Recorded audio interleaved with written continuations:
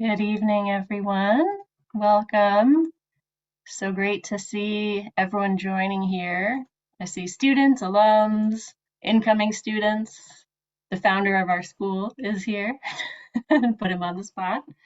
I'm Kate Chalakis, and I teach here at the Conway School in our graduate program in ecological design. We'd love to hear more about you, so if you can introduce yourself in the chat, we'd really appreciate that. So every Thursday morning, the students gather at the school for a visiting speaker series. And for that series, we welcome landscape designers, planners, ecologists, social science researchers, artists, policymakers, and more to speak with our students about their work.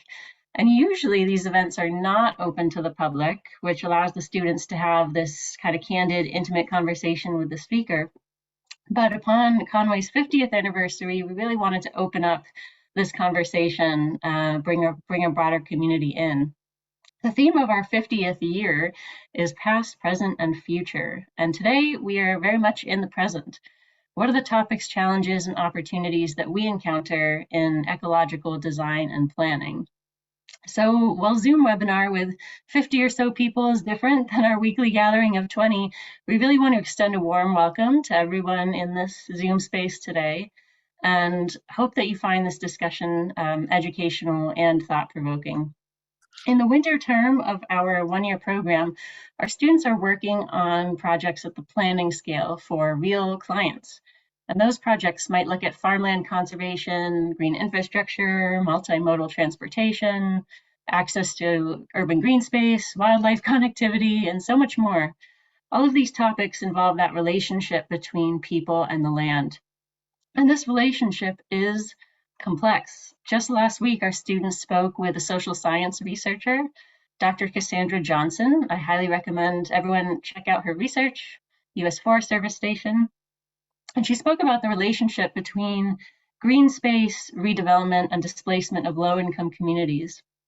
And she spoke about the very real problem of Black farmland and residential home loss due to clouded property titles, an issue that's directly related to systemic racism and socioeconomic exploitation. My dog's barking. How can we identify and address inequities in design and planning professions as they are practiced today? This is a central question here. Can we imagine changing how we practice, how we educate to better do so? And today we have an opportunity to continue this conversation with three incredible panelists involved in coastal resilience, community serving business, and environmental policy. And moderating this conversation are two facilitators deeply involved with racial equity work and planning environmental justice. Those facilitators are Asha Carter and Beth Schermerhorn, and they are co-owners of the Cambium Collective. We'll paste some information in the chat for you. It's an organization that focuses on equitable community planning and liberating organizational development. And Asha is a facilitator, strategist, and organizer living on the land of the Occaneechi peoples in Durham, North Carolina. Her work supports organizations and leaders to actualize their values and operate with true integrity.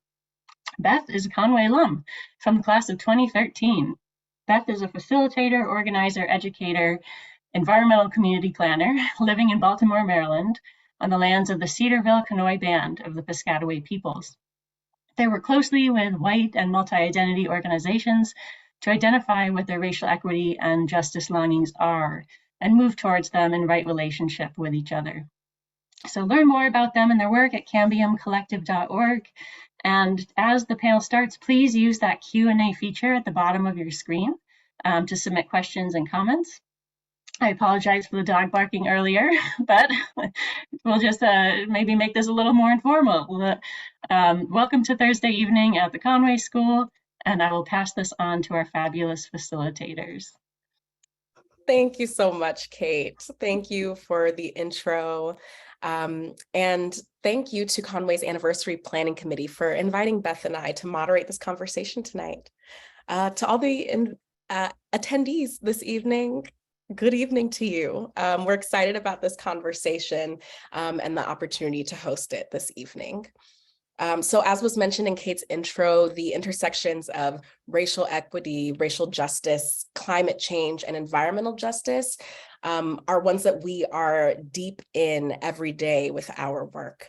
We're called the Cambium Collective, and as practitioners, organizers, and growers, nature is really a space that we learn a lot from its patterns and allowing them to teach us the ways that we should be engaging and be in more right relationship with one another. And so we're called Cambium Collective, in part inspired by cambium, which is this thin green layer that exists under the bark of a tree. And it goes from the tree's roots all the way up to the tree tips.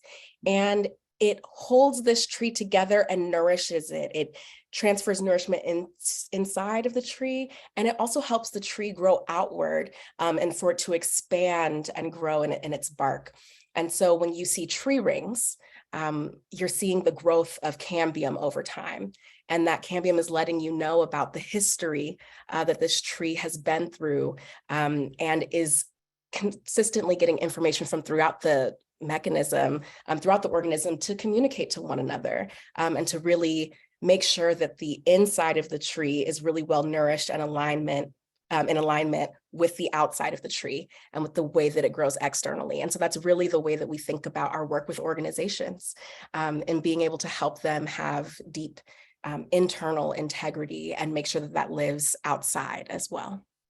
So we're really grateful to be here with you all of you planners because your work is really important. And so thank you again for having us and entrusting us with this conversation. I'll pass it over to you, Beth.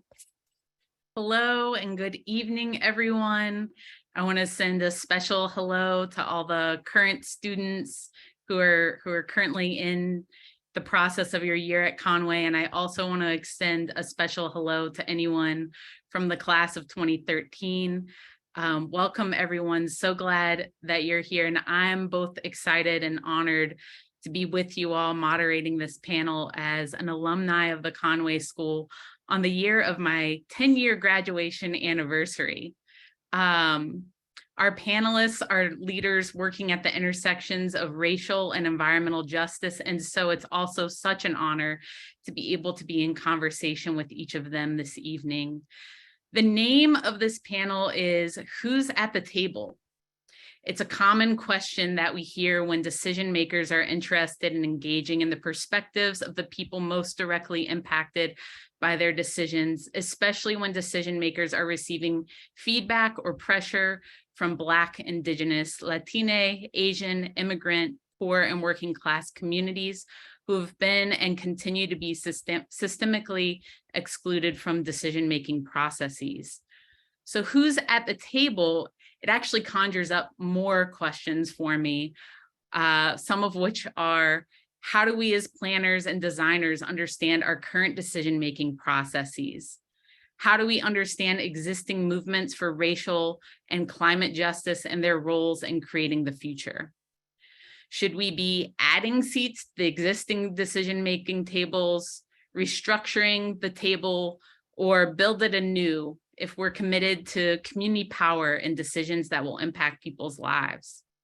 And especially for tonight, how could the Conway School's 50-year-old approach to ecological planning and design be informed by and adapted to be in alignment and in solidarity with today's racial and environmental justice movements as we look forward to the school's next 50 years? There's no simple answers to complex systemic questions, and no better way to begin grappling with these questions than by being in conversation with the folks who've been doing this work on the front lines. If during our conversation you have a question that you're interested in asking our panelists, we will have 2 Q&A sections where we'll be asking some of your questions to the panelists. There's a Q&A tab where you can submit, like, or vote for a question that you would like to see asked, and that will prompt us towards which questions are most ripe for asking. Asha, I'll pass it back to you to introduce our panelists. Great. So I'm going to do a brief intro of our panelists. You can find everyone's full bios and links to their work on the event and registration page, which will be linked in the chat. So I'll begin with Vernice Miller-Travis. Vernice Miller-Travis is the Executive Vice President for Environmental and Social Justice at the Metropolitan Group.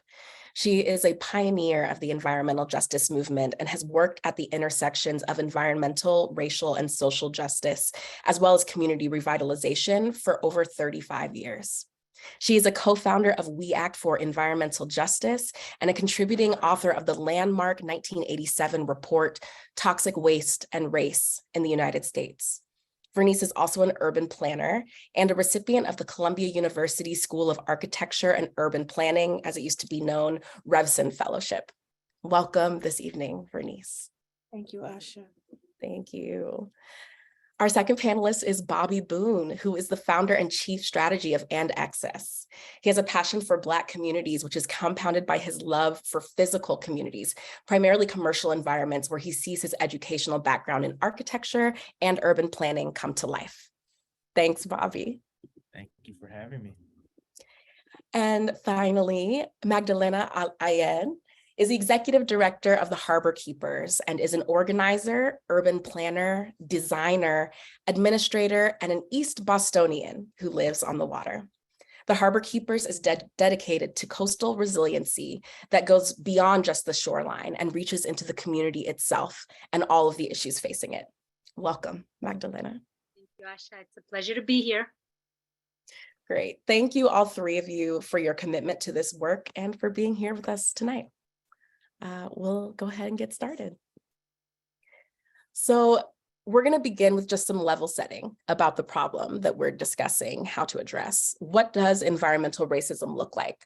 What does it look like for people who are most impacted by the outcomes of the processes not being able to be involved in the decision making or not having their interests represented?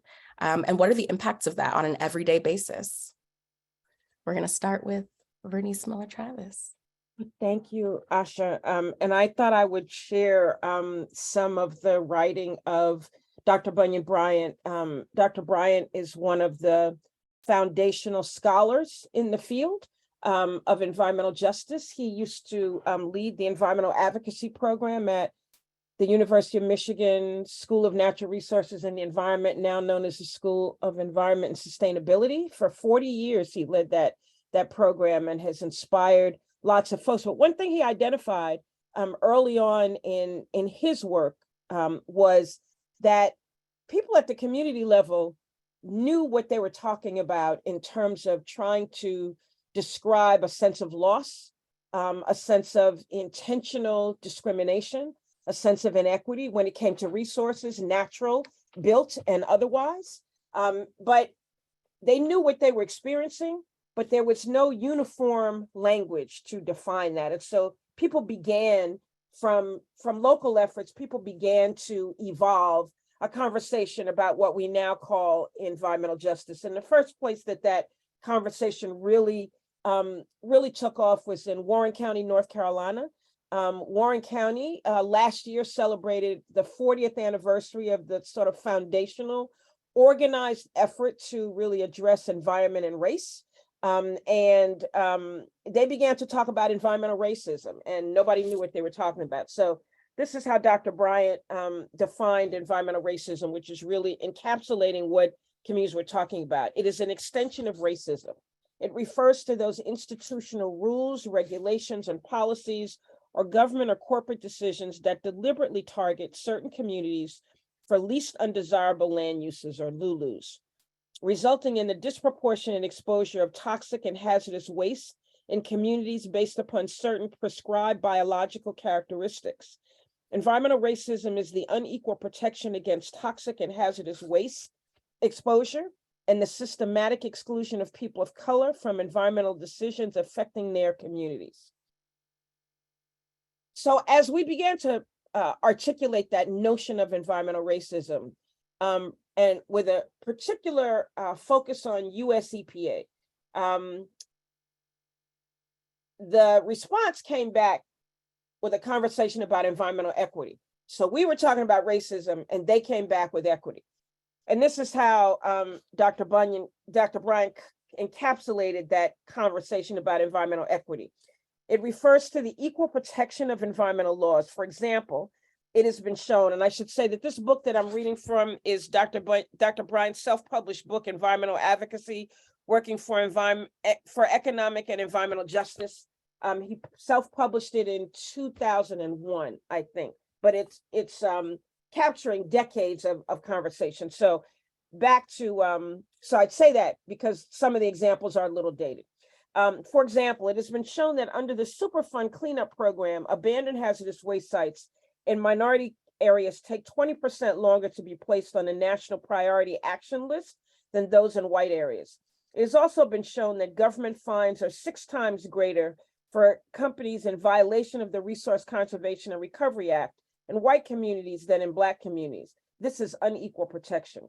Therefore, laws should be enforced equally to ensure proper siting, cleanup of hazardous waste, and effective regulation of industrial pollution, regardless of the racial and economic composition of the community. So he refers to hazardous waste, but it's any media, right? It's any environmental media. It's any experience with the built or natural environment. It's housing. It's so many other things, right? But for the purpose of that example, he focused on hazardous waste and hazardous waste sites. And then here's the thing that I really want to leave you all with is the definition that Dr. Bryant put forward of environmental justice, which really is encapsulating decades of work, organizing, thought, and theory and practice by the movement of folk at the community level themselves. And he said environmental justice is broader in scope than environmental equity. It refers to those cultural norms and values, rules, regulations, behaviors, policies, and decisions to support sustainable communities where people can interact with confidence that their environment is safe, nurturing, and productive. Environmental justice is served when people realize their highest potential without experiencing the isms. Environmental justice is supported by decent paying and safe jobs, quality schools and education, decent housing and adequate health care, democratic decision-making, and personal empowerment, and communities free of violence, drugs, and poverty. These are communities where both cultural and biological diversity are respected and highly revered, and where distributive justice prevails, right? So this is sort of the foundation upon which this work stands, is this notion of the existence of environmental racism. It's a real thing. It's present in people's lives. It determines their life expectancy. It determines their ability to live in safe housing. It determines their ability to be safe in the schools in which they attend and are educated, whether they have green space, whether they have a safe food supply, whether they're safe on their jobs, in their workplaces. It is the totality, right? And one definition that I think is really important, that Charles Lee and Ben Chavis, who gave us that report, Toxic Waste and Race in the United States in 1987, said, the environment, as opposed to how others had defined it before we began to do this work, the environment is where we live, where we play, where we worship, where we work, where we recreate. The environment is everything and everywhere. It is not distinct from any other aspect of our lives. So I'll leave it there, Asha.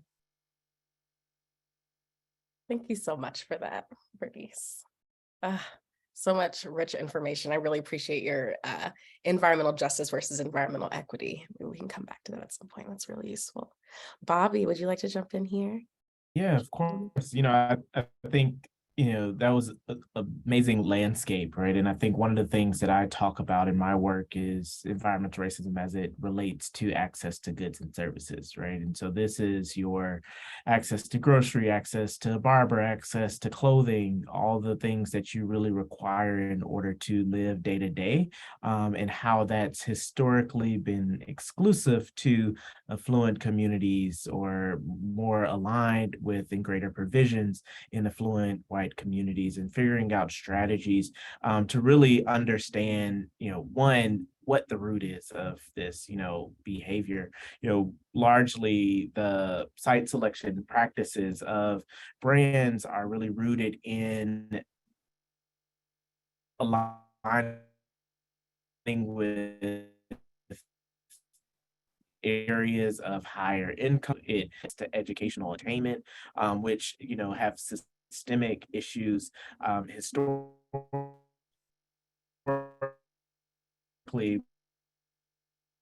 but also you can think about the understanding that, communities, oftentimes receive more brokerage activity. So brokers are the ones helping businesses identify their location, similar to, a realtor or a residential broker who is helping you find a house. And, they are paid on a commission structure. And so if you think about truly the elemental incentive for business, for the broker to put a business in a higher valued property where they're paying higher rents, it underscores this environmental racism that's occurring. And really understand that, as you're moving into areas where rent rates may be half or quarter, that their time is not necessarily covered in the same way. And so the pure elemental structure of how we conduct commercial real estate transactions yields the outcomes that we see on the ground. And so thinking about, what are we, the impact that really have is you don't have access to those goods and services because it's not incentivized to be within a community in which has been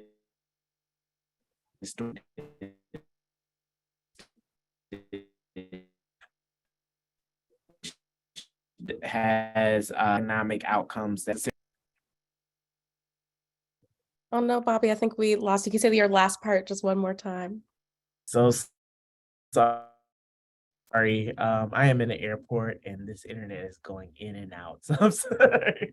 And We got most so of largely I was just mentioning, I'm not sure what was the last thing you all heard. Can you catch You me were up talking there? about these elemental incentives for the brokers and how these incentives along the line make it harder to shift the way these systems work. And so because the brokerage system is based upon commission, and the commission is based upon the rent rate, it yields where brokers are incentivized to conduct transactions in affluent communities with higher property values, higher lease rates, et cetera, and therefore not placing a lot of time and energy on the communities in which have already been historically disinvested.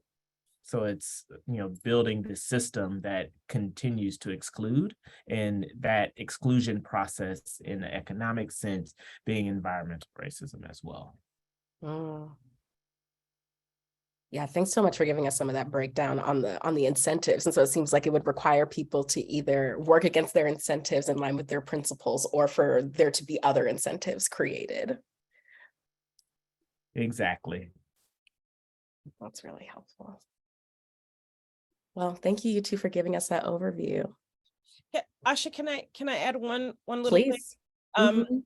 I think Beth mentioned in or whoever mentioned in the bio that I had been a contributing author to this report, Toxic Waste and Race in the United States, which was published by the United Church of Christ Commission for Racial Justice in 1987. And one of the key findings from that report, which I was privileged to be able to serve as a research assistant for, was that race proved to be the most statistically significant indicator and where hazardous waste sites were located. And I just want to underscore this because over the decades, even when we first put the report out, but certainly over the past 4 decades, people are still so uncomfortable about talking about what Bobby just mentioned, environmental racism, and how it manifests in all its different ways.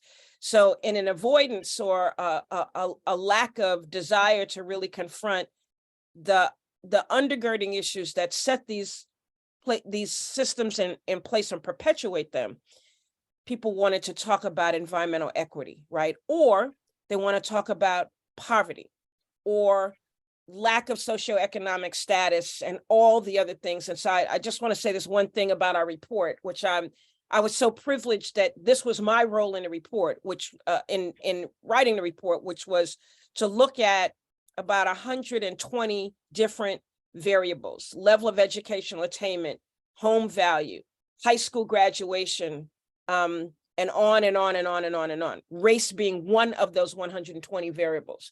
Race proved to be the most statistically significant indicator, far and away and independent of any and all other variables. So people might want to talk about poverty, and they might want to talk about class, and those are real things, and they continue to define how people live. But I want you to know that there are people of color who live in affluent communities. I am one of them. I live in Prince George's County, Maryland. I moved here from Harlem, New York. The same issues that were affecting our communities in Harlem or in Baltimore City or in parts of DC are affecting us here in the most affluent majority. Well, now we're the second most affluent majority African-American county and population of people of color in the United States. The most affluent is Charles County, just south of us, where all the people who left Prince George's County moved to Charles County and took their affluence with them.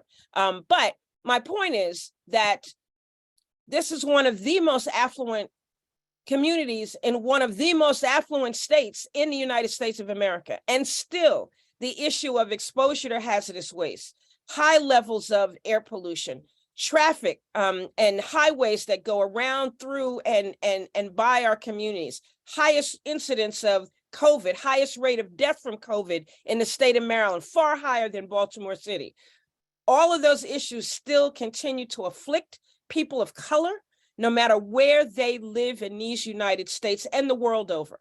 And so I just want to make sure people understand that. And if you come away from this conversation with only one thing that you hear that race operates independent of all other variables in creating these environmental inequities. And making money does not protect you from them. No, it does not. And that is, people are shocked to find that out. But there it is. Yeah. Learning that at 17, 18 in undergrad was pretty wild. Just like, oh, wow, when you control for income, you still see this enormous effect of race, because that's what the foundation is. So if you're involved in something like ecological landscape design or planning in any sector, race is a really important factor that we should be focusing in on, that is important to the work that we do. And I'm just over here getting my dose of Vernice, laying it down, giving us such a clear indicator of why we keep the topic on race, right? And why it's so important to not move away from that and keep it central in the work that we do. So thank you. We're going to move on to our next question. And, kind of to preface it, there can be this notion that improving infrastructure, open spaces, conservation, and climate resilience projects are always good. But these projects can inflict harm on the most vulnerable by driving up property values and displacing communities. And wondering if you all can speak to the policies or processes that you observed or participated in that help designers and planners better understand the implications of such projects. And would love, Magdalena, if you could kick us off on this round. Love to hear what you have to say around this. You're on mute. Oh no, you're on mute, Magdalena. I did it. I did the one thing. We all do. Thank you so much, Beth and Asha and Vernice and Bobby. I'm just so enjoying listening to my colleagues here. So, my experience, it largely comes from a neighborhood of Boston. And I always bring East Boston into the conversation because it's such a unique example, right? So, kind of jumping on the bandwagon here with Vernice and what Bobby said, that this investment in these communities, East Boston was for decades and decades a very disinvested community on the water, set apart geographically because it's a separate neighborhood of Boston. It was for 100 years, sort of a hub of immigrants from, went from Ukrainians to, Italian Americans, to Vietnamese, to Latinos, and then North Africans. And because why? Because it used to be sort of a clipper ship making port. And then you had the laborers. It was the laborers and the workers, whether they were white Italian Americans, it doesn't matter. There was still discrimination, even, with the Italian Americans. But of course, if we take it up until today, it's largely a Latino population. And it was very disinvested. Of course, I cannot talk about East Boston if I don't talk about the airport. So the expansion of Logan Airport was so central. And now you were talking about toxic waste and hazardous waste. If we just replace that with air pollution, it's the same narrative. And that's one of the things is you'd think that by 2023, we would have changed a lot of that, but we're still struggling under some of that same narrative, trying to figure out, where are the points of advocacy? Where can we shift this power dynamic to get to a point where, like, for example, in East Boston, largely Latino community, we have the highest rate of childhood asthma and COPD in the whole Metro Boston area. And there is, it's not rocket science. We are literally living under the flight paths for decades. And the expansion of Logan Airport was back to the environmental racism movement, right? In East Boston in 1968, when the mothers, threw themselves in front of those big dump trucks that were literally, developing the neighborhood and taking neighborhoods by eminent domain, which is something that we talk about, right? And these mothers with children, and it was part of that same movement. It might have been maybe a different sort of cultural background, but they were all suffering, the impacts. And so bringing it up to now is obviously many changes since then, but unfortunately now what we're dealing with is at the crux of climate change and climate resilience is that we're finding that now Boston is has a big conundrum, right? It's flooding, the climate impacts, and there's this big question mark and the big elephant in the room. What do we do? How do we fix this, right? And going back to what Bobby was saying, land use is so important in this conversation. I like to talk about waterfront and sort of waterfront advocacy as to, I always bring this big question that a lot of people don't want to hear. Who are the landowners on the waterfront? When we can define who the property owners and landowners are, we can really start to understand, okay, in terms of environmental racism and environmental justice, or I like to call it environmental injustice, right? Is the narrative is not changing enough. How are we building that generational wealth that you were talking about, Vernice? People in East Boston are just paying market rate rents, and that is not affordable. The lack of affordable housing is at the crux of this problem where the city's trying to solve. So much flooding, climate impacts, and yet the gentrification happened anyway because, back to what you were saying, Beth, building sort of the green spaces and building the climate resilience. What they did was they allowed luxury waterfront development right in the flood zones in East Boston. This was starting 8-10 years ago. And they required, and city started to require, the flood resiliency overlays, starting to build more resilient sort of elevations, utilities up on the top floor, trying to create more, put bike racks in so that motivate people not to, bring their cars and all of these elements. But at the end of the day, these are luxury waterfront development towers. They're mid-rise buildings that we cannot afford to live in, right? And yes, there's a percentage of affordable housing, which is, I think the maximum is 13%. 13% is not going to address the lack of affordable housing. And so, and why I put housing here in the middle is because shelter and housing is king, right? If we do not have a safe place to live, to feed our children, to, it's really difficult. You can design all you want, but really housing is at the crux of this conversation. But I probably can go on and on, Beth, but I just wanted to sort of tie it in with what Bobby said and what Vernice said and use a real example in East Boston. And again, I could probably say a lot about East Boston, but I don't want to, go too far in. Yeah, I can chime in a little bit here. Hopefully I recognize what it is. It's the train is on a magnet thing right above me. And it takes out the Wi-Fi. So hopefully I can catch it before it does again. But, one of the things I want to mention is, public investment oftentimes is what spurs the gentrification cycle. Right? Hey, there is whether it's streetscape investment or, some sense of investment that's occurring kind of within the public realm, nearby catalytic development parcels. And then, they oftentimes use those two things in tandem. And, I think Magdalena's totally correct. It's like, who owns the land near this investment? What's happening behind the scenes? How is that land being acquired, transferred, et cetera? And what's the population that's at risk within that land?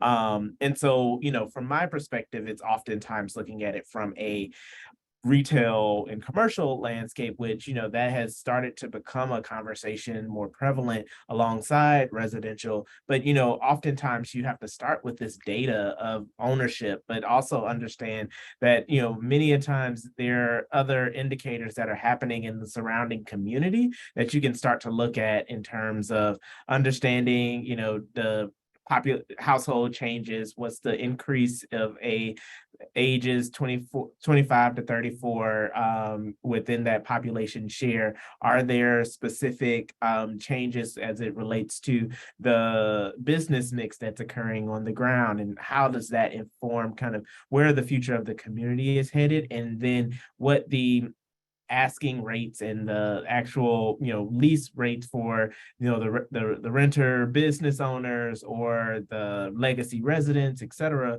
that they are unable to obtain. And so you get to this state where specifically like in urban environments where this segmented ownership, and they're competing with all this new development that's happening right nearby, and they have a small building and they're like, oh, I want to charge just as much as the new building is charging. And so you're escalating this market pressures that's occurring. And so when you're thinking about on the other side, what are the tools, you're oftentimes wanting to go to, all right, what a regulatory framework, we're talking in a planning context, and figuring out is that overlay zones that really start to specify opportunities for specific product typologies that can promote affordability. In a retail context that could be smaller spaces for startup businesses, or that could be looking at how can you share spaces in terms of permitted uses that are allowed within that space, et cetera,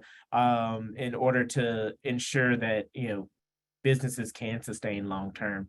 Rent control has been another policy-based opportunity, but in the retail sense, that not enough data to really start to drive those conversations. And New York City is doing some really innovative things in terms of a commercial rent registry that they're able to translate a lot of that over into what a policy could be developed as in the future. And then, but I think largely it just comes down to ownership, right? And so I think we really need to start talking about pathways to ownership of assets within communities that aligns with and can benefit from investment, both public and private, that's occurring nearby. And so how do you instill that wealth into those neighborhoods in a way that is not only saying, hey, only way to support neighborhood growth is to displace residents. No, how do you achieve development without that displacement, and one that is sensitive to the cultures that has already lived there and that have sometimes been forced to live there long term? So let me add some other thoughts about infrastructure.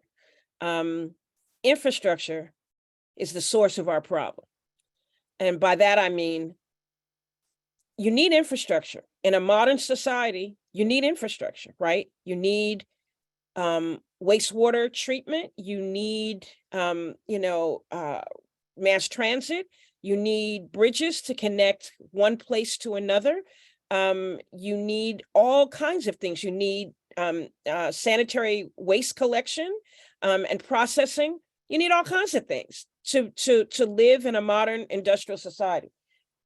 The challenge has been that all of that infrastructure that we need to thrive and exist, all that infrastructure has gone into or next to the places where people of color, low income, immigrant, and in the case of nuclear waste and radioactive waste, where indigenous people live, all the bad stuff has gone where we live by design through land use planning and zoning, right?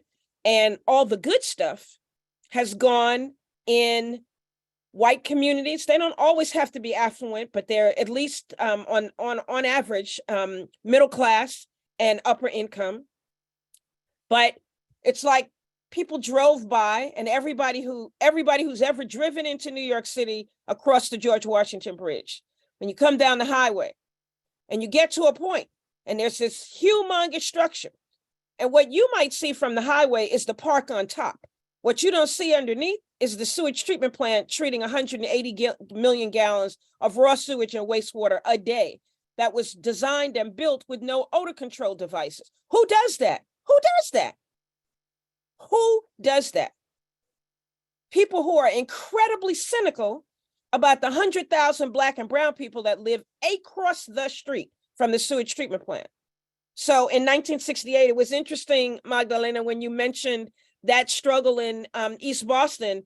It was the same year that people in West Harlem, when they first found out that they were trying to bring the sewage treatment plant to our community, that people started throwing down in our community. It was 1986 before we got into the battle. So look at how long that fight went on. But it has happened all over the country, and it continues to happen all over the country. So now we're at this true moment of departure, right? Where we see this administration and the previous Congress and the previous Congress has allocated more money for infrastructure improvement and development than has happened in any of our collective lifetimes. Not since the building of the federal highway system have we seen this kind of infusion of capital into infrastructure investment. And so the Biden administration has also put forward a concept and an executive order called Justice 40, which says that 40% of the investment and or benefit of all federal infrastructure funded projects must go to disadvantaged communities. And you can swap out disadvantaged communities for EJ communities, right? And that's going to be quite the fight. Where is that resource going to go? Some places still don't have sanitary sewage treatment at the household level in this country, right? Some communities still don't have tapped into a municipal electrification system in 2023 in this country, right? Some folks still don't have access to safe, quality drinking water in this country. So we want to see all of that get addressed, right? But it's no accident about the people who don't have access to the good things, but yet are adjacent to all the bad stuff. This is going to be the fight to end all fights, to see how we drive this resource into equitably into places that have been bypassed, but also how do you thread that needle with municipal government and state government that have intentionally bypassed the investments for infrastructure needs in these communities? How do you get them to do that differently? The Biden administration says they're going to step up their enforcement of civil rights protections that they should have been doing all along in the environmental space, right? Specifically Title VI of the Civil Rights Act. And if they find that people are acting inequitably about the allocation of those resources, they're going to withdraw the resources or demand that they give the money back. Now, I'm telling you, it's about to get all kinds of real out here, because I just want to see them threaten to do that to some municipality in Massachusetts, right? Or in Maryland, or anywhere else, right? Don't have to be Alabama. It could be right here, where we think we live in liberal blue land. But it's going to be interesting to see how people lean in to address this or continue to perpetuate the mythology that some people don't deserve good infrastructure, but they deserve all the back end bad stuff. I don't know if I can jump in there, Beth and Asha. Jump in. I'm case, really loving this conversation. Thank you, Beth. The test case for what Vernice is saying is going to happen and play out in many cities across the U.S., right? And I'm taking it back to Boston again. Sorry, guys, but I think what's going to be really interesting, and I want to take us back to sort of the title of this panel, right? Like, who's at the table? Because both of you mentioned planning, Bobby and Vernice, and planning is going to be key. And we're right at the crux of, like you said, a lot's going to go down. So, a lot of the folks on this panel, and I put it out there to them because, they either have graduated from this amazing program or, they are future leaders. And it's so critical as planners and designers to ally with the communities that they're working with, more than being the allies of the people in the power structure. Yes. Not only is it a more beautiful experience, to be honest with you, but what it is, sort of becoming part of that level playing field where you're truly understanding what are the impacts in a particular community. And as a designer and a planner, unfortunately, you're not going to be there the whole time, right? You have this amount of time that you're there, and we like to call them, I don't know if it's a good term or bad term, but parachuting in. But if you're going to parachute in, do it with meaningful, like with an opportunity to really sort of understand the communities that you're working with, sort of, and be present. Like, to really be present is not just to sort of go to a community meeting. It's really to maybe spend a little bit more time, maybe doing a lot of conversation, a lot of discussion, and being present with these communities to understand what is their major concern. Because you have this amazing opportunity as designers and planners, where, believe it or not, in this whole dynamic of planning and regulatory and regulations, you have a really critical role.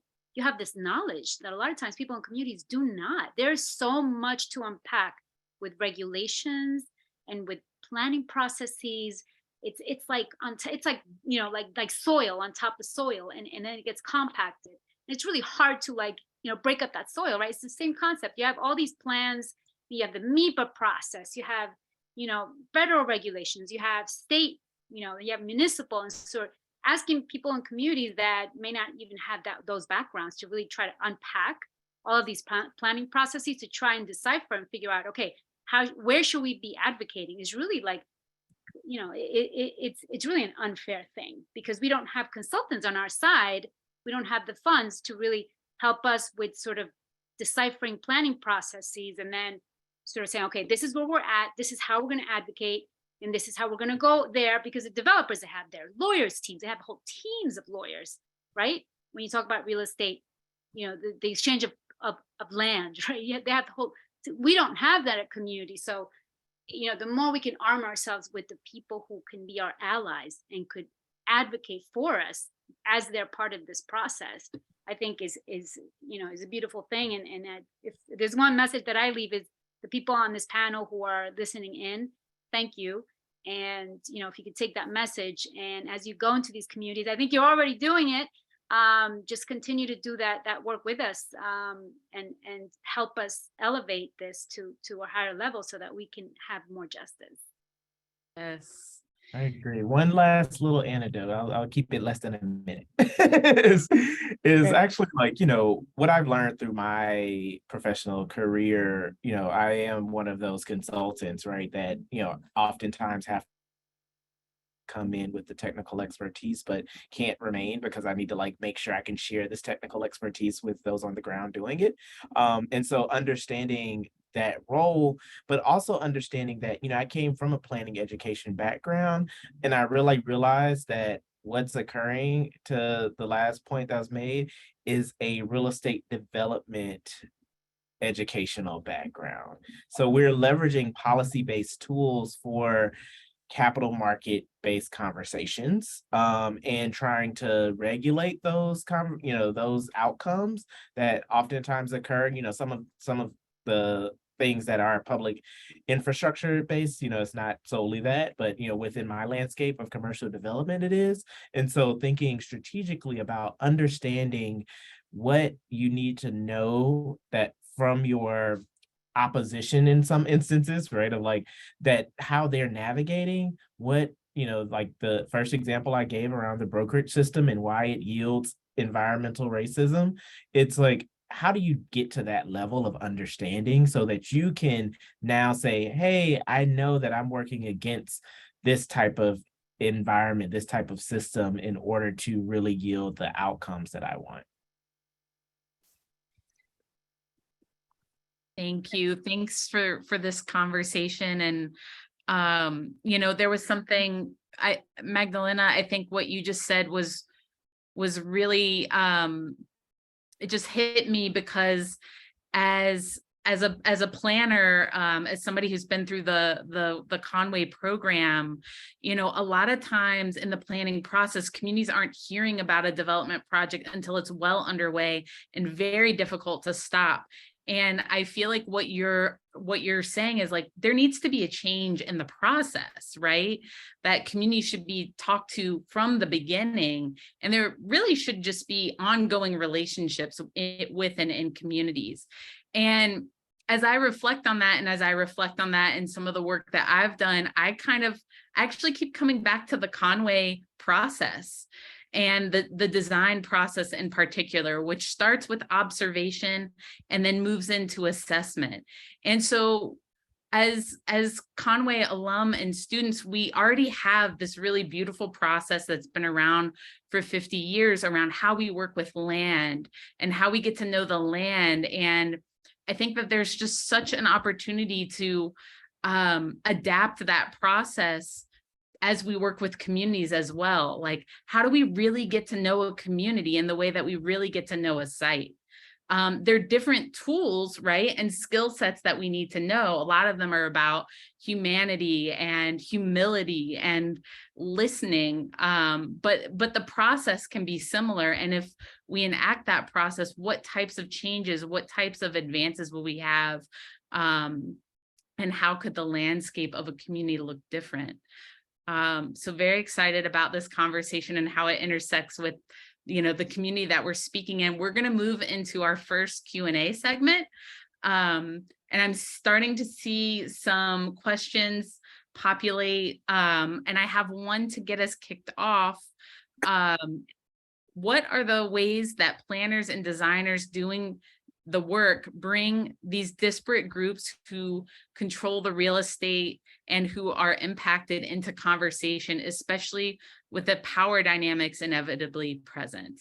And I'll just throw that out. Any of the three of you can start the conversation and we'll go from there.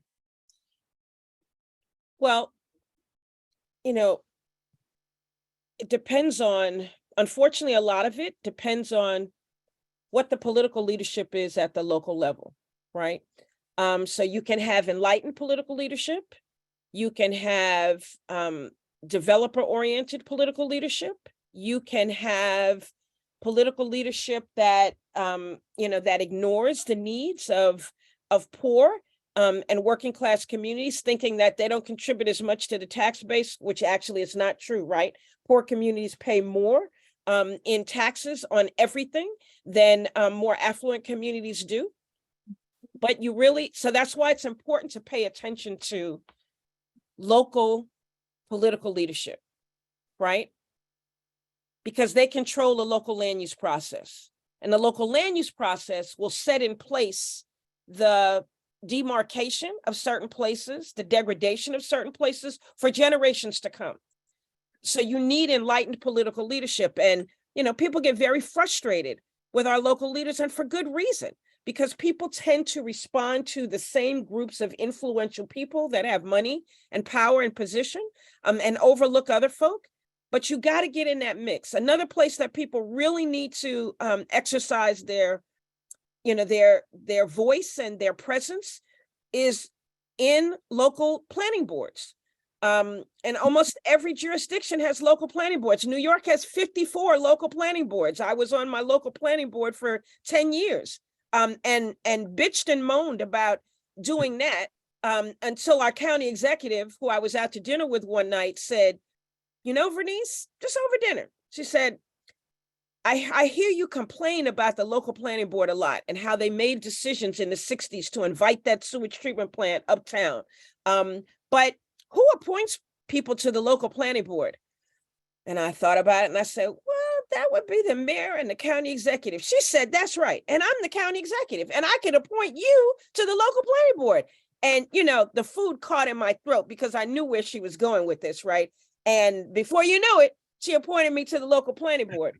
And I want to say that it was one of the more powerful experiences I have ever had in my entire life, was serving on that planning board and understanding how the decision-making really happens and that you must be at that table. And so over the decades that I have been in this space, I tell every community that I've ever worked with, you must go to the meetings and you must get on the planning board, because that's where the battle is. If you want to know what the prospect is for what's being planned in your community, it's at the planning board, right? If you want to know what is happening and what's happening to historic preservation and commercial development and housing development, it's happening at the planning board. Transportation planning, it's happening at the planning board. Healthcare systems planning, it's happening at the planning board. That's where you got to show up.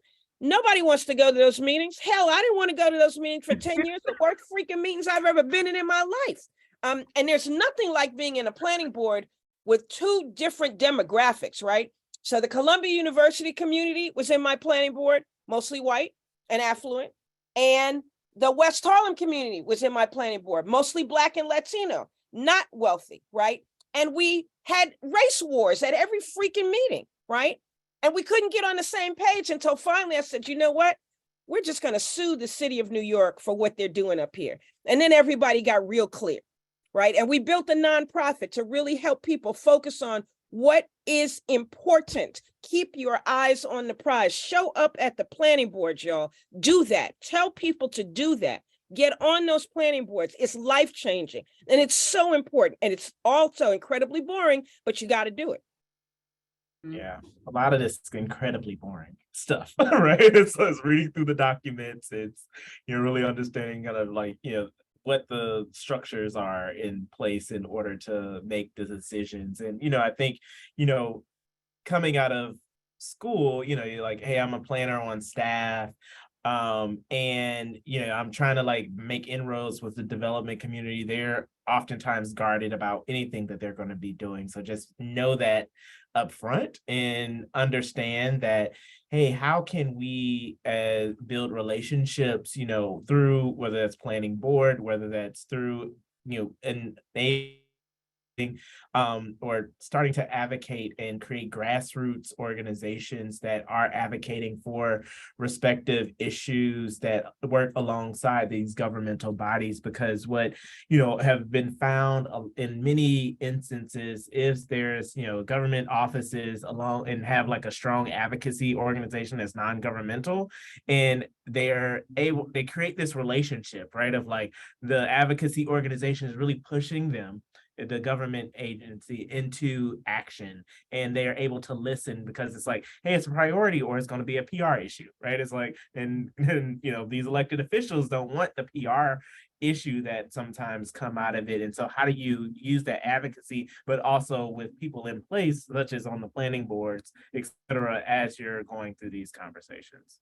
And I do want to mention, so the planning board's system is a little bit different. I don't know how it is in New York City. I actually used to live, and I lived in Harlem too at one point, Vernice. But the Zoning Board of Appeals, the ZBA, is a big one, right? Especially in Boston.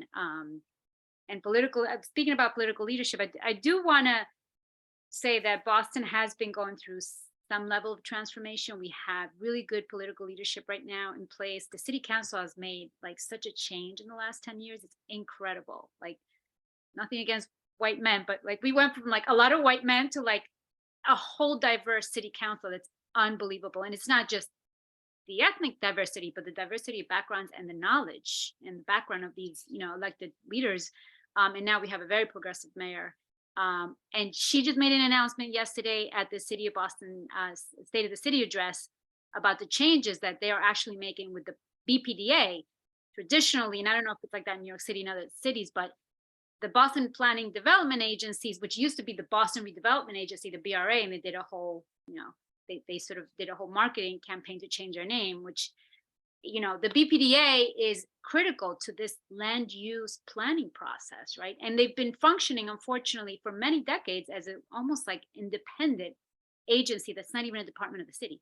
So we are really, at a good sort of, the train is moving in the right direction, and obviously it's, we need much more bigger shift in power dynamics, but change is possible, and it depends a lot on the political leadership. And as planners and designers, I'm going back to that because I'm thinking about sort of the folks that are on here, and sort of as they sort of their careers take off and they go into these communities and do this amazing work.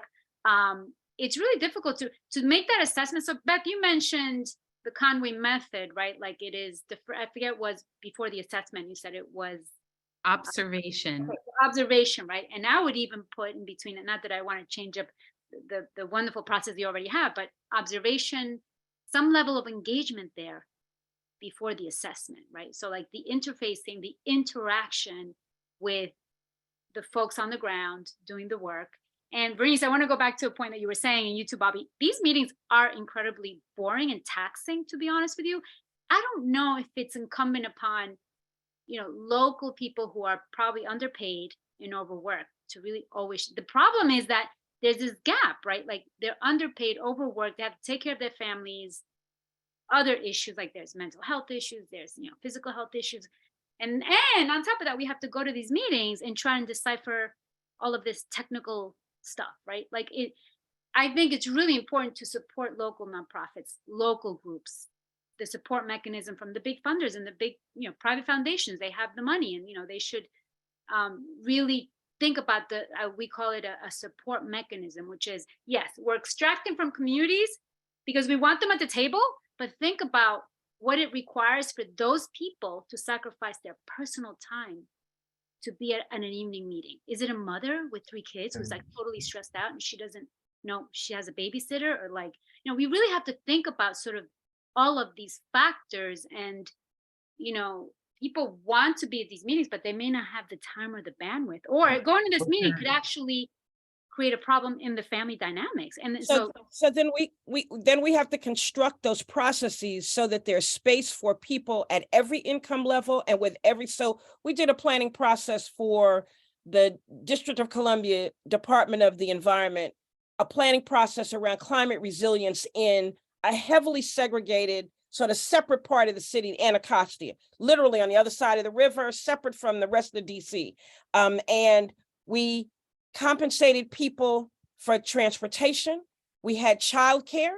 We provided meals at the meetings so that people could come and bring their kids, bring their family if they wanted to, but that we tried to make it as inclusive as possible so that people could get there and be at the meetings. But it's not issue, Magdalena. I just have a different opinion. I think that if you care about the place that you live, if you care about the future of the place that you live, if you care about the history and the culture of the place that you live, and you want to see that carry over into successive generations, you got to get in the fight. And you got to show up. Maybe not everybody in your household can come, but somebody got to come. And I would suggest send the young people who know how to do social media, right? I would suggest send the people who know how to communicate to a broader circle of people that stuff is going down. And you need to be in the room. And that has been our work at We Act for Environmental Justice for 35 years, is informing people, lifting people up, making it possible for people to be in the room at the state level, at the federal level, at the local level. When decisions are being made about your life, your future, your children, you need to be in the room. And yes, it's a sacrifice. I used to get home on average every night between 9 and 10 o'clock, every night. Planning boards, subcommittee meetings, other boards, We Act meetings, and on and on and on and on and on. And it was a huge sacrifice. It was. But I look back at all of it and I say, that is where I was supposed to be. Because I loved the place that I'm from so very much, right? And it wasn't enough, Magdalena. It wasn't enough to save it. It's a majority white community. Who would ever have thought Harlem, USA could become a majority white community? Who would ever have thought such a thing, right? Well, I agree with you. I'm not in disagreement with you. We have to be at the table, 100%. The Bobby, I know you're trying. Bobby, you better jump in here. Yeah, I just want to say, like, I think where we at is this crux of like, why can't we change the system? Right? Of like, we have these structures that are these like very antiquated meetings, and you have to gather in a room and you have to like vote with your presence and physical presence of being there. And so we have the world of technology that has really changed the way we work. We're on Zoom right now meeting and, figuring out strategies to really ensure that the voices, hey, maybe I have my cell phone while I'm cooking dinner, and being able to actively live poll and really get a more integrated voice and figure out, how to amplify those voices in a way that's not necessarily one that, it's like, hey, it like very much so polarizing opinions, but how can we figure out where the actual true middles are, and leveraging the voice of a large group and not solely what I think has happened in the historical past of these very much so polarized opposites. And so I think, where we should be aiming to head as a industry, the planning industry, is like, how do we make more democratic processes that yield a larger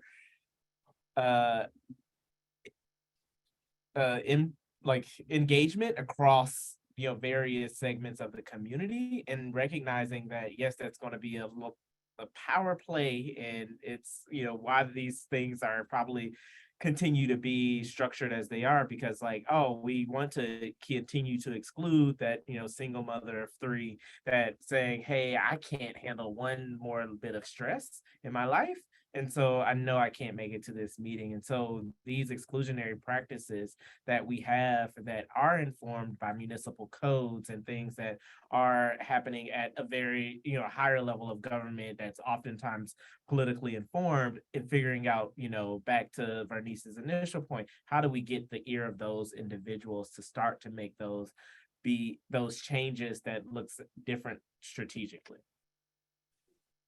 Yes, absolutely. And gosh, I almost wanted to raise my hand, because we're having such a wonderful conversation and I don't want to shift it. But just to the folks who are listening, I hope you're taking really good notes. Include meals and childcare in your community engagement budgets and make it a substantial meal. Do it in places that are known and convenient to the folks in the neighborhood, and do it early in the process. Ask the young folks to join the planning boards. And to me, what you all are doing is depicting a picture of a world where everyone's taken care of. And so when we're being taken care of, we can show up to the meetings, right? But there's this, like, that's kind of foundational, right, to what we're talking about, is like, how do we as planners and designers create worlds where we're taken care of? Interpretation, translation. I just saw that. Yeah. Absolutely. And I'm seeing in the chat, include interpretation and translation. Absolutely. And simultaneous translation. Yes. And I should say, we call it transcreation at our company. So transcreation is translating it into the way that people speak that other language, not just the literal interpretation of whatever the English is, right? Because that it may not make sense to people. So really try to figure out, how do people communicate in another language, and do it as transcreation, not just translation.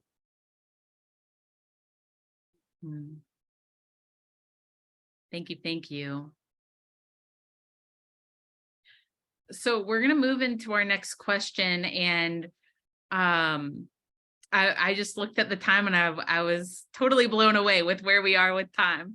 So we've been talking from the context of ecological planners and designers, and I think we've named this without directly saying it, but they hold a tremendous amount of power over the living conditions of other people, and have the power to shift, move, and make space for that power to reside with the people and communities who are most deeply impacted and deserving of thriving living communities based on their own needs. So what are you seeing urban, community, and environmental planners practicing that are to the detriment of these movements? How can we do our work differently to create more equitable processes? We've already started to answer that. And what are some of the practices you've seen work? What does it look like for planning and designing efforts to prioritize investment in and honoring of the perspective and efforts of those people most directly impacted by histories of structural injustice? I know those were a lot of questions. There was a lot there, but we're essentially asking, what are we seeing that's detrimenting the movements, and like, how do we move to something different? Well, one thing that's detrimental is replicating the same processes that we've been doing for 30, 40, 50 years. Land use planning is an inherently racist construct. It was the mechanism that was constructed to legally segregate people by race, right? And that's where we get land use planning from. And so that's baked in to the foundations of the field. And that's why you put in the same inputs and you get the same outcomes. If you want different outcomes, you need a different conceptualization of what is it we're trying to do, right? Who are we planning for? Who's our audience? Who do we serve? And kind of deconstruct the model that was given to us and build a new model. You can use some of the tools. I mean, some of the tools are very, very, very useful, right? But you don't have to replicate the bad practices, and you don't have to pass along the inherited inequities and say, that's the dogma, right? Change it, deconstruct it, and build something that really empowers communities, that meets people's needs, that create thriving communities, that allow us to preserve cultural landscapes and spaces and structures. You know, if it ain't working, and it ain't working in most places, then fix it. Yeah, I'll add a little bit here. I was just asked, is like very timely of a question, which I didn't even realize until just now in an interview I just participated in for a comprehensive planning process, right? And it was like, is zoning a good or bad thing?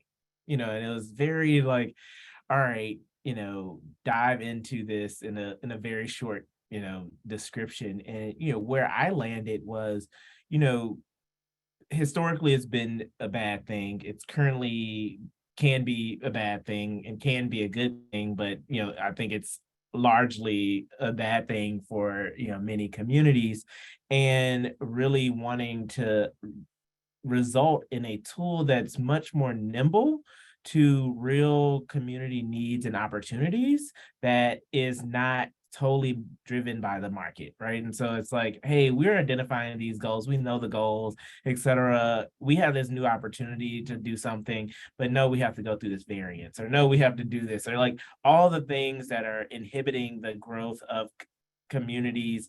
And yeah, it's all a question in the chat about what is growth, but you know, the growth of communities, like what do the existing residents want, and how can they yield that desire, and that being an opportunity for growth in terms of like, hey, we understand the trade-offs and all these other things that are associated with the conversation, but as we're getting through the process, we hit all of these regulatory hurdles that, you know, some will say, oh, we need them to, you know, support the making sure that the wrong isn't being done. The wrong is already being done. Like, you know, and it's just figuring out, all right, how can we ensure that there are appropriate tools in place to vet the right or wrong that's associated with the ability to be flexible and nimble to the real life opportunities that are coming up for communities who have been historically under-resourced. Yeah. What he said.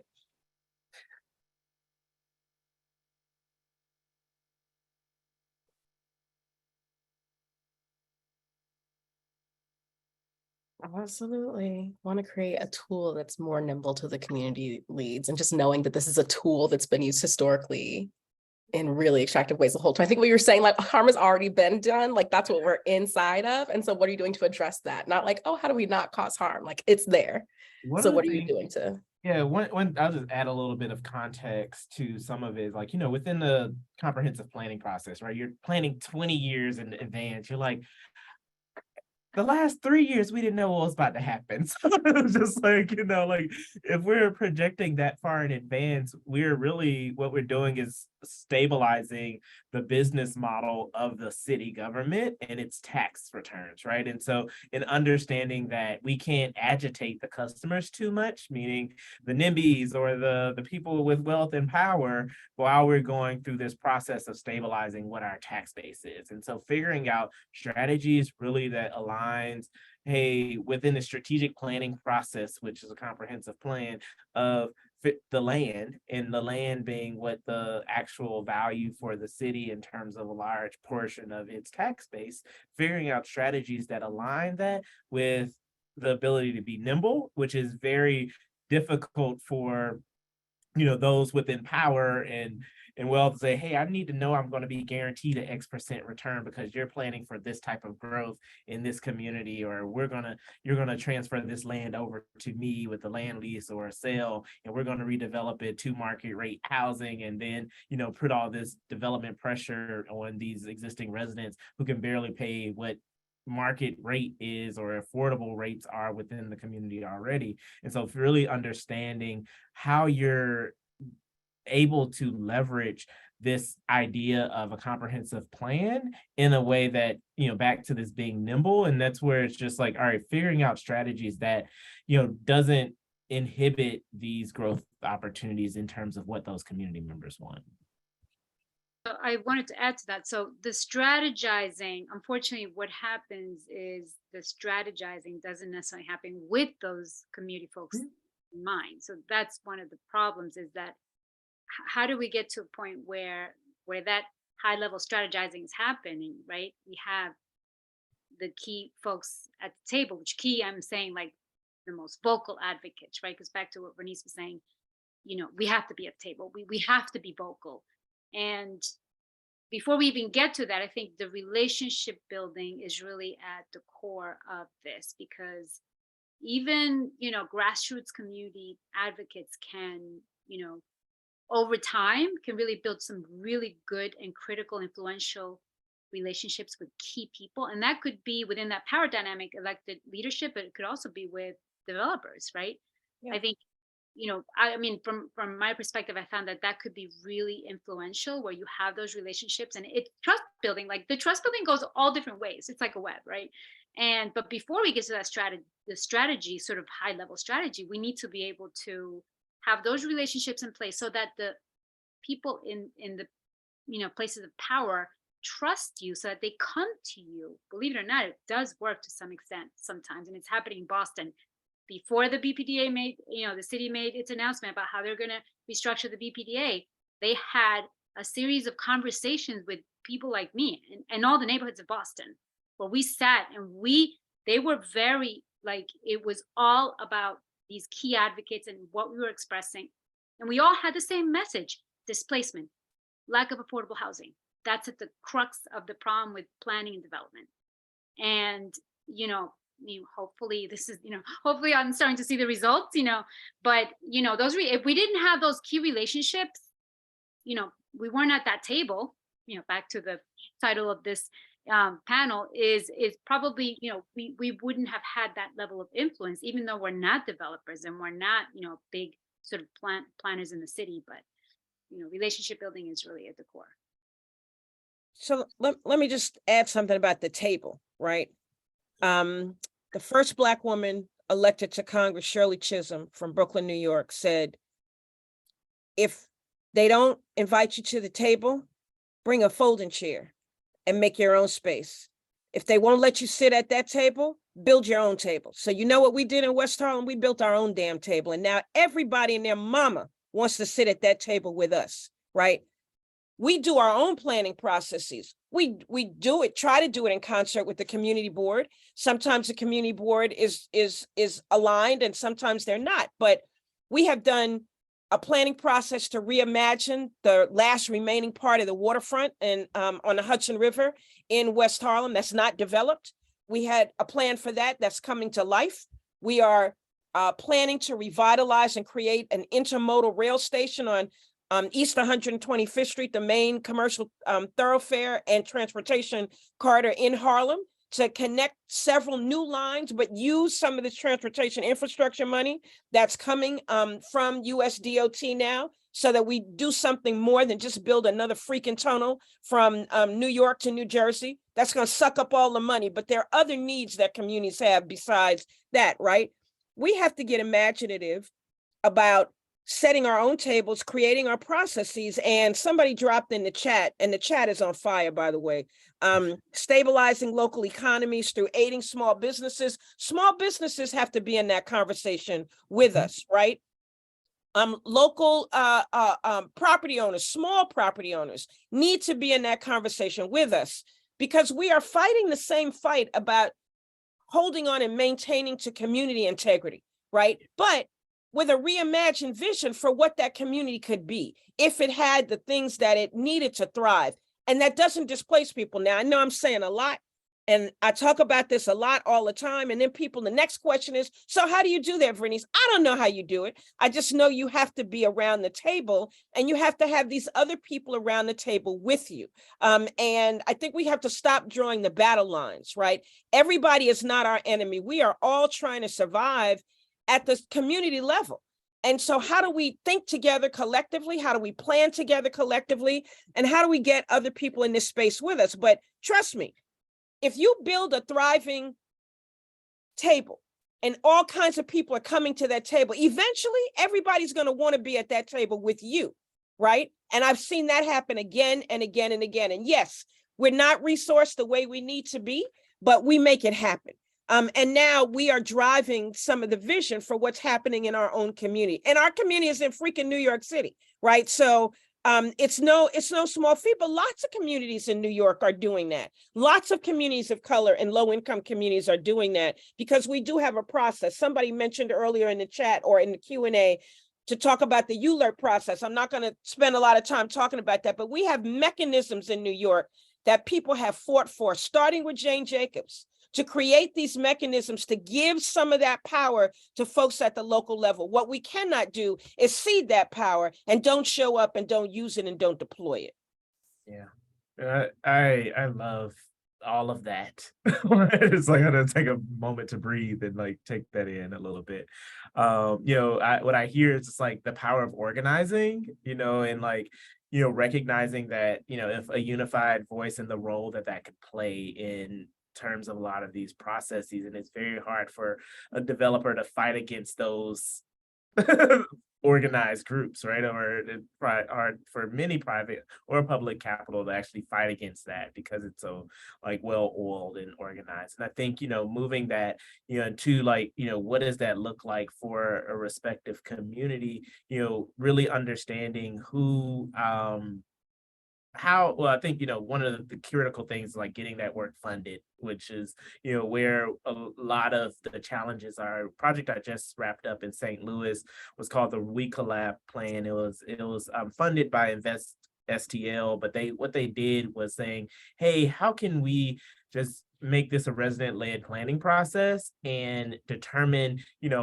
what, the outcomes could be. The process moved 3 times slower than we initially scoped for. But what I loved and almost was to tears at the final presentation, it was actually the residents giving the technical presentation of the plan, right? And so it's just like they knew it so well at the end that they were able to divide and conquer the different sections. Like, hey, this is what I'm going to be championing for the next, 5-10 years. I'm building a committee around this, and, I need your support. And, people were just like, oh, how do I sign up for this? How do I sign up for that? And so as you're starting to understand, yes, there might be organizations locally that could fund the initial series of work, but as you're moving forward through those respective strategies, understanding that, hey, this is a collective effort in terms of like, we actually just need to sign up, right? It's like, if that means I get to sign up and I'm making 10 phone calls a week to different residents to hear their voice about a certain thing, just really understanding those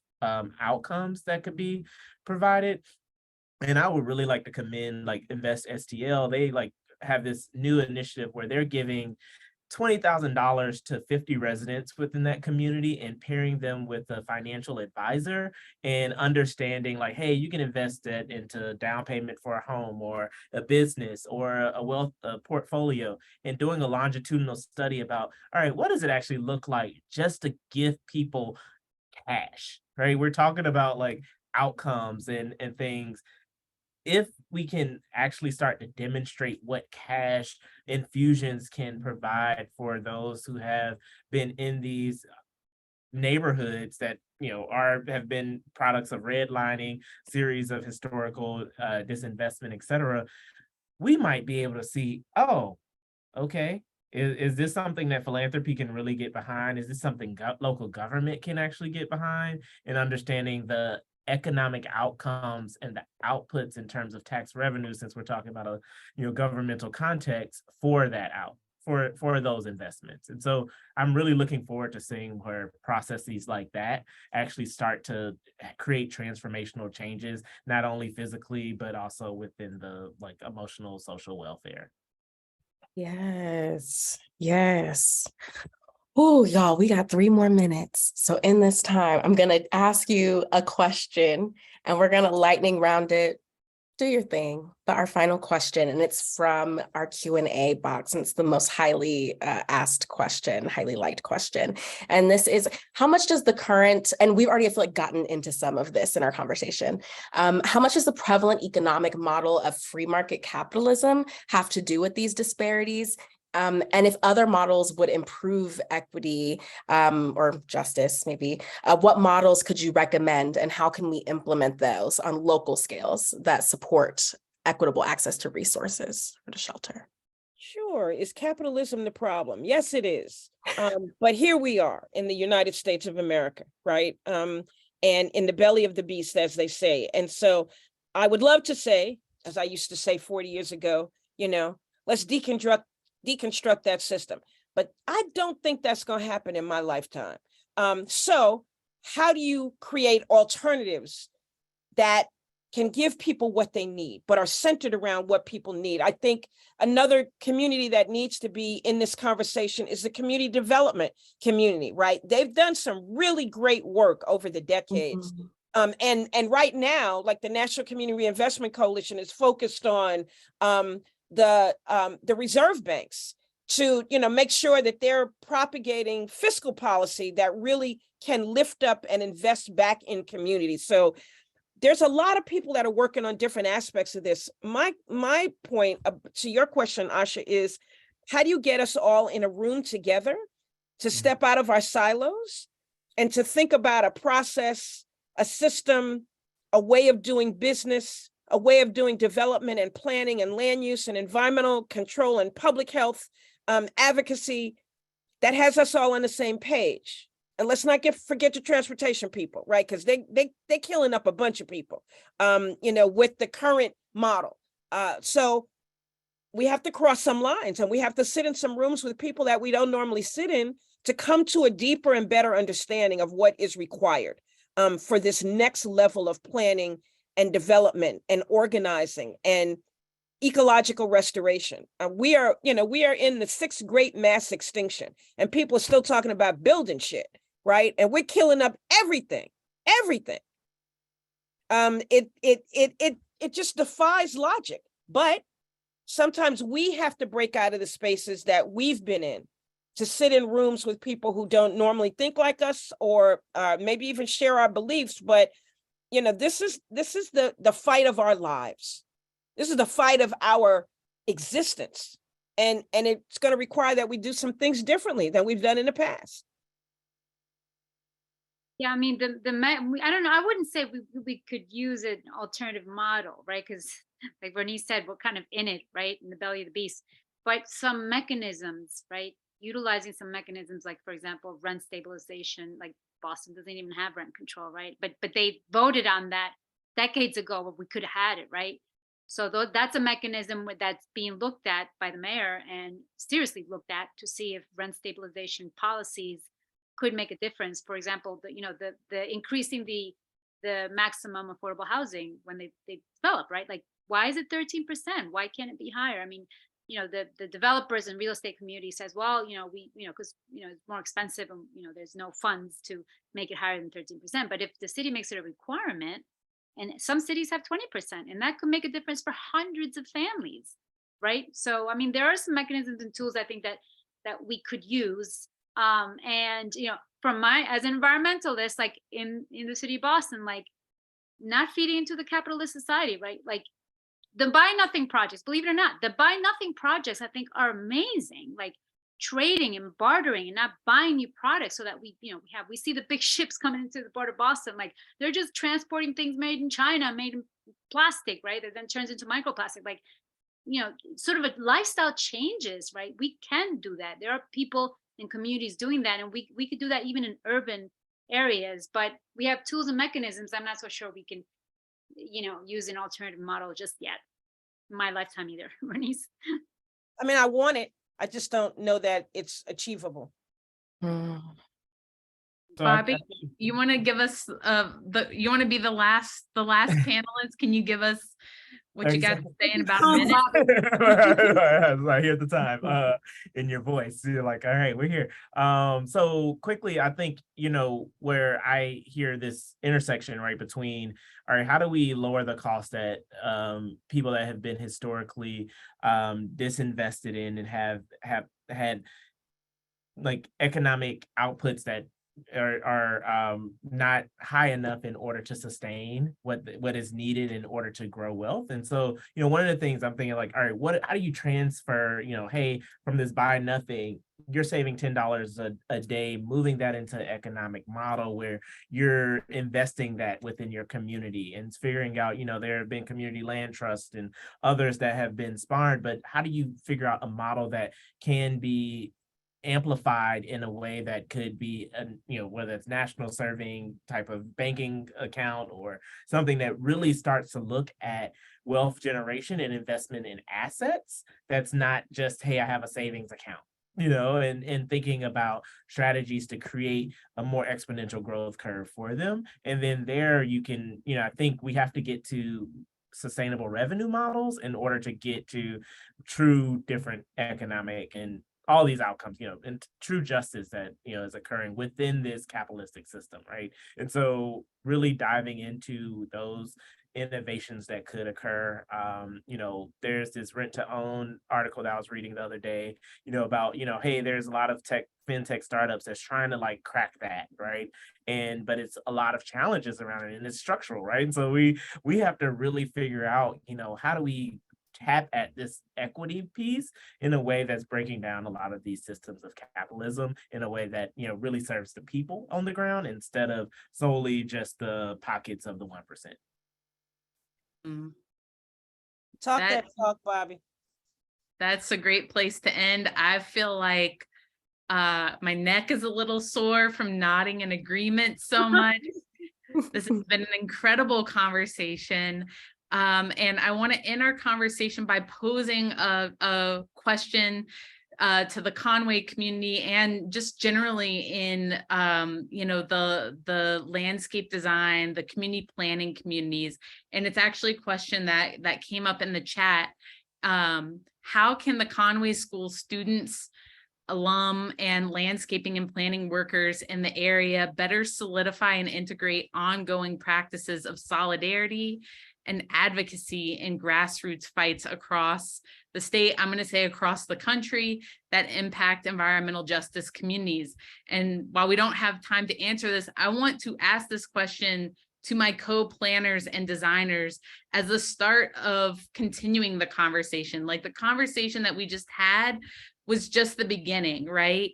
And this isn't actually a conversation that can end. So I'd like to ask the Conway School, I'd like for the community of, ecological and environmental planners to find ways to continue this conversation and move it forward and to be a part of centering racial justice in our work.